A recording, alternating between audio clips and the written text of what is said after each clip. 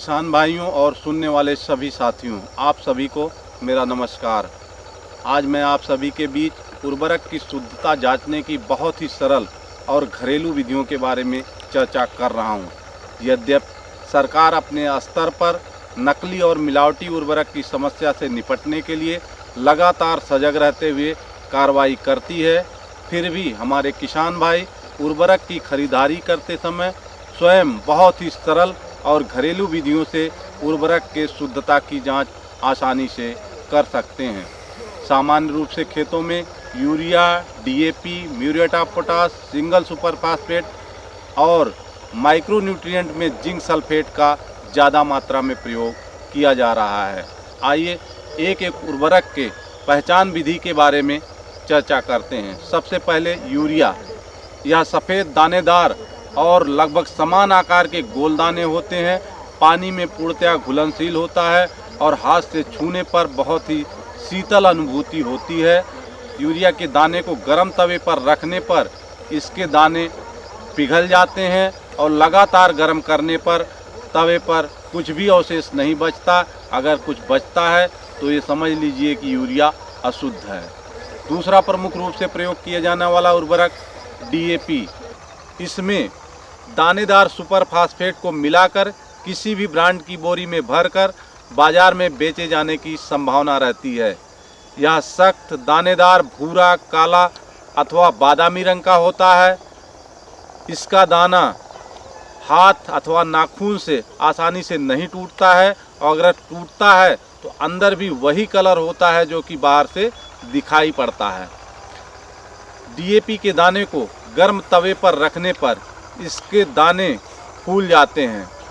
DAP के कुछ दानों को लेकर तंबाकू की तरह उसमें चूना मिलाकर मलने पर अमोनिया की तीक्ष्ण गंध आती है, जिसे सूंघना असह्य हो जाता है। सिंगल सुपर फास्फेट या सख्त, दानेदार, भूरा, काला, बादामी रंगों से युक्त, नाखूनों से आसानी से ना टूटने वाला उर्वरक है। यह चूर्ण अथवा पाउडर रूप में भी उपलब्ध होता है।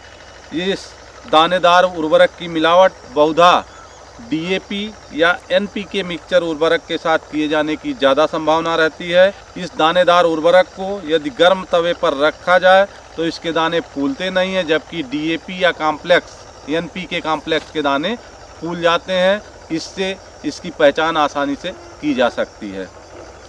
चौथा प्रमुख रूप से प्रयोग किए जाने वाला उर्वरक म्यूरेट ऑफ पोटाश। इस उर्वरक में ईंट का पिसा हुआ चूर्ण अथवा लाल रंग से रंगा हुआ नमक मिलाकर बाजार में बेचे जाने की संभावना रहती है। यह सफ़ेद, कणाकार, पिसे नमक और लाल मिर्च जैसा मिश्रण दिखाई देता है।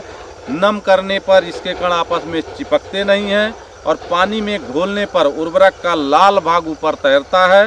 घोल अत्यंत ठंडा प्रतीत होता है और बरसात के मौसम में घोल कांच के गिलास में रखने पर गिलास की बाह्य सतह पर नमी की बूंदें जमा हो जाती हैं। इसके पहचान की क्या विधि है? 1 चम्मच म्यूरेट ऑफ पोटाश 1 गिलास पानी में डालकर घोलने पर यदि घोल गहरे लाल रंग का हो जाए तो समझ लीजिए नमक रंग कर मिलाया गया है। इस गिलास का पानी तुरंत दूसरे गिलास में निथारने पर दोबारा रंग छूट जाएगा और बचा हुआ सफ़ेद रंग का नमक नीचे बैठ जाएगा। दूसरा, ईंट के पिसे चूरे की मिलावट होने पर एमओपी को पानी में घोलने पर ईंट का चूर्ण नहीं घुलेगा और नीचे बैठ जाएगा। एक अन्य उर्वरक कैल्शियम अमोनियम नाइट्रेट। यह पानी में पूर्णतया घुलनशील है। पानी का घोल बहुत ठंडा होता है, जो कि यूरिया के घोल से भी ज़्यादा ठंडा प्रतीत होता है। उर्वरक के कुछ दाने हथेली पर रखकर खाने वाला चूना मिलाकर अंगूठे से रगड़कर सूंघने पर अमोनिया की तीक्ष्ण गंध आएगी। इसके अलावा माइक्रोन्यूट्रिएंट के रूप में जिंक सल्फेट का सबसे ज़्यादा प्रयोग किया जा रहा है। इसमें मुख्यतया मैग्नीशियम सल्फेट के मिलावट की ज़्यादा संभावना रहती है, क्योंकि दोनों मैग्नीशियम सल्फेट और जिंक सल्फेट भौतिक रूप से एक समान दिखाई देते हैं। अतएव इसको देखकर इसकी पहचान करना बहुत कठिन होता है और हमारे किसान भाई धोखा खा जाते हैं। इसके पहचान की क्या विधि है? डीएपी के जलीय घोल की कुछ बूंदें जिंक सल्फेट के घोल में मिलाने पर थक्केदार घना अवक्षेप बन जाता है, जबकि मैग्नीशियम सल्फेट के साथ ऐसा नहीं होता है। दूसरा तरीका, जिंक सल्फेट के घोल में कास्टिक सोडा का पतला घोल मिलाने पर सफ़ेद मटमैला माड़ जैसा अवक्षेप बन जाता है।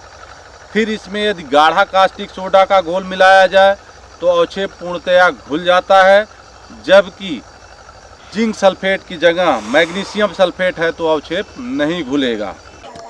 इस प्रकार हमारे किसान भाई उर्वरक में किसी भी प्रकार के मिलावट की आशंका पर जनपद के जिला कृषि अधिकारी अथवा उप कृषि निदेशक को जरूर सूचित करें।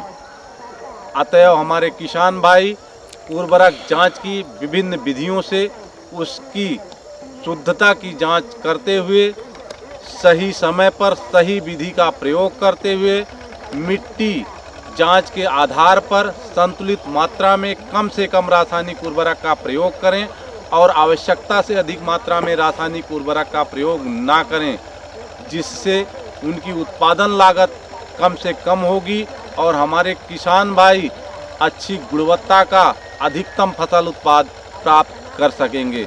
अंत में आप सभी सुनने वाले साथियों और हमारे किसान भाइयों को बहुत बहुत धन्यवाद।